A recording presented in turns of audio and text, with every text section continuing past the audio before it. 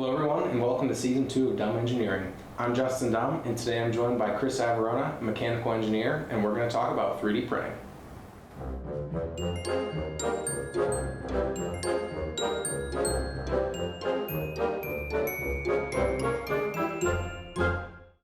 Chris, thanks for coming on the show. Glad to be here. So first, can you take us through a rundown of how 3D printing works? Absolutely, yeah. So you're first going to start with a digital file, 3D, whatever you kind of want to make. From there, you're going to put it into some software, and the whole basis of 3D printing is you're going to take whatever you want, say this piece right here, and you're going to build it layer by layer.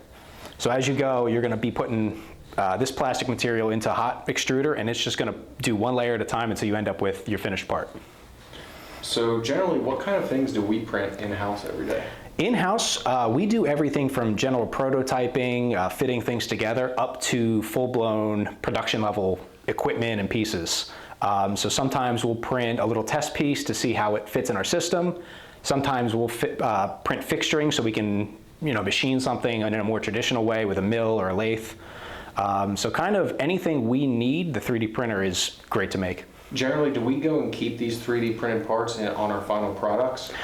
It kind of depends. Sometimes we'll do it just to see how something fits. It might be an expensive part to machine, so we can use a cheaper 3D printed part to kind of test to make sure that everything works out before going to the expensive part. Other times, if it's something that might wear and we want to be able to make cheap replacements for, or just something that's not easy to machine in a traditional method, that's when we'll go ahead and keep the 3D printed piece in our final machines. So obviously we use plastic for everything, but do 3D printers work with other materials? So 3D printing's come a long way in the past decade. You can do everything from plastic materials, nylon, all the way up to sintered metals nowadays too. Different stainless steels. I think there's some tungsten-based printers now. So there's really, the sky's kind of the limit here. We primarily just use the PLA plastics and ABS plastics. And I've also worked with flexible materials like TPU for bendy, softer materials, as well as nylon, which is really good for wear resistance and making really nice, strong parts. So generally, are the metal printers available to the public, or is that more of a bigger corporation? So with enough money, anything's available to the public. For something that would make a part kind of like this, printer's going to be a couple $100, maybe pushing about $1,000, and it kind of exponentially increases from there. Some metal printers going into the hundreds of thousands of dollars. There are machines that do carbon fiber inlaid in the part for strength. Some of them are even known to be as strong as aluminum. So it kind of depends on your price point, what you're trying to make, tolerances, all those kind of affect the price.